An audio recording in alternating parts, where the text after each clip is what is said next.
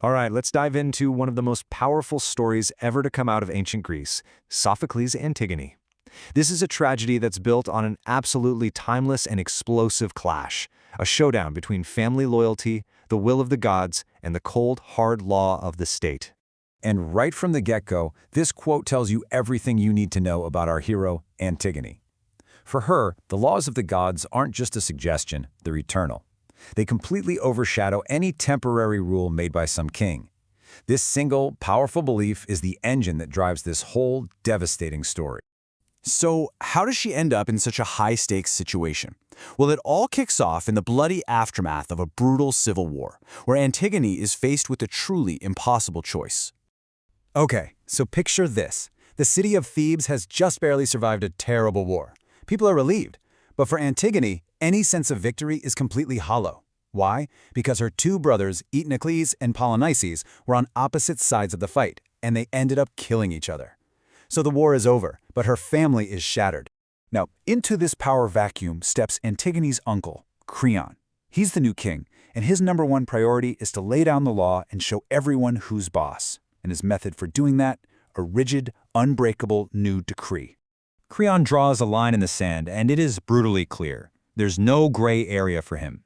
Eteocles, who defended Thebes, is a hero and will get a full, honorable burial. But Polynices, who attacked the city, he's branded a traitor, and his punishment is to be left unburied, for his body to be torn apart by animals. It's a gruesome public statement. And this quote right here, this is Creon's whole worldview in a nutshell. Loyalty to the state is everything. It's the only thing that matters. There's no room for family ties, no room for tricky moral questions. The law is the law, and his word is final. This, to him, is what a strong Thebes looks like. So you see the setup, right? On one side, you have Antigone, who believes her duty to her family and the gods is absolute. On the other, you have Creon, who believes the law of the state is absolute. They are on a collision course, and a massive clash of wills is totally inevitable.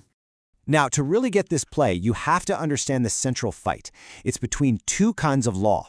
First, there's divine law. To the ancient Greeks, this was a huge deal. Things like burying your dead properly weren't just tradition, they were sacred duties to ensure a soul's peace.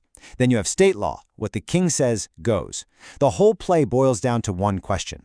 What happens when those two things tell you to do the exact opposite? Antigone makes her choice crystal clear right here, talking to her sister Ismene, who's frankly too scared to help. You can hear the defiance in her voice. She's basically saying, fine, you go ahead and listen to the king. I'm going to listen to the gods. In her mind, leaving her brother unburied is the real crime here. And so she does it. She goes out and performs the burial rites for her brother, and no surprise, she gets caught and dragged in front of King Creon. But here's the thing, she doesn't deny it. She doesn't beg for forgiveness. She stands there and owns it, basically telling him that her law is higher than his. Creon is absolutely outraged. For him, this isn't just a disobedient niece. This is a direct challenge to his rule, a rebellion in the making. He feels he has to make an example of her, so he hands down a truly horrifying sentence. Antigone will be sealed inside a stone tomb and just left there to die. But a decision this massive doesn't just happen in a bubble. It sends shockwaves through the city, and Creon starts getting advice from all sides.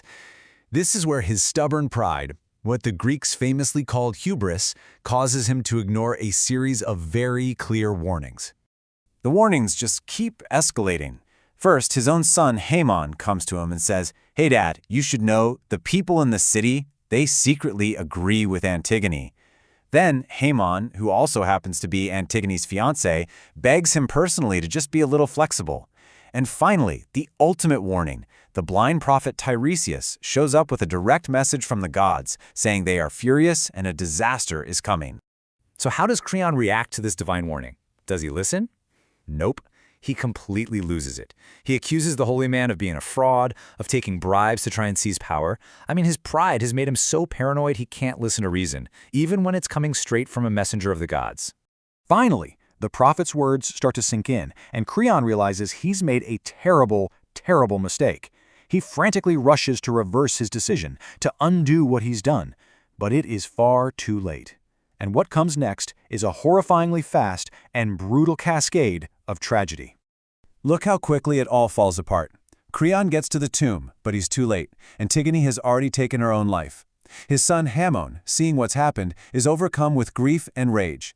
He tries to attack Creon, fails, and then turns the sword on himself. When word of her son's death reaches the palace, Creon's wife, Queen Eurydice, commits suicide too, using her last breath to curse her husband. And that's the ultimate price of hubris.